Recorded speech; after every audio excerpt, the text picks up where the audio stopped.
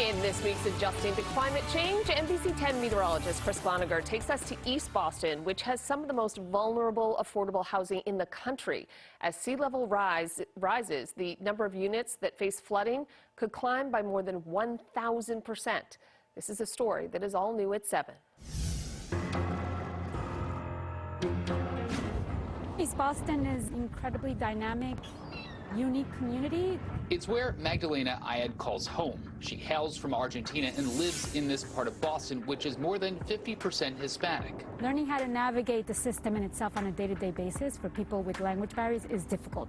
Learning how to navigate in times of crisis is even more difficult. Climate change is one of the crises she has identified, and it's why she started Harbor Keepers. It's a nonprofit trying to teach the public about climate change while promoting environmental stewardship. When there's a storm event, some of us will be out there videotaping in harsh conditions. Of course, we're always safe, but people tune in, and it creates awareness. East Boston is as financially diverse as it is culturally. What makes this such a special place? The coast, the harbor, it's very refreshing. Roxani DeJesus lives in the South Plaza East Apartments, one of the affordable housing units in East Boston. For DeJesus, it's more than just an apartment. It's been home for 22 years. Her mother, grandmother, and uncles all call it home as well. This is like the first place where we came. First generation came and started to build from. Since then, carbon dioxide emissions have skyrocketed, and in turn, sea level has climbed. Data shows levels are up 3 inches just since the 90s.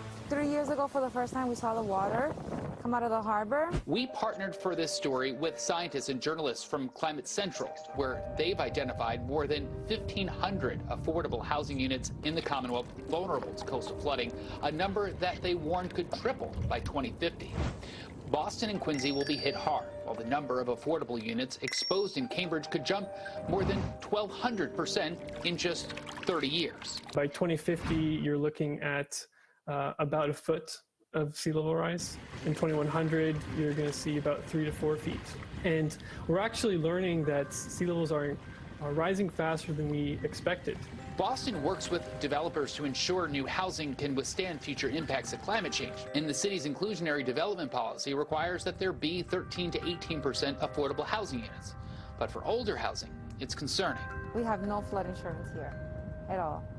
I mean, people can definitely get their own insurance and pay for it. But it's expensive. Yeah. And moving can cost thousands. It would be difficult to consider, especially when housing options are limited.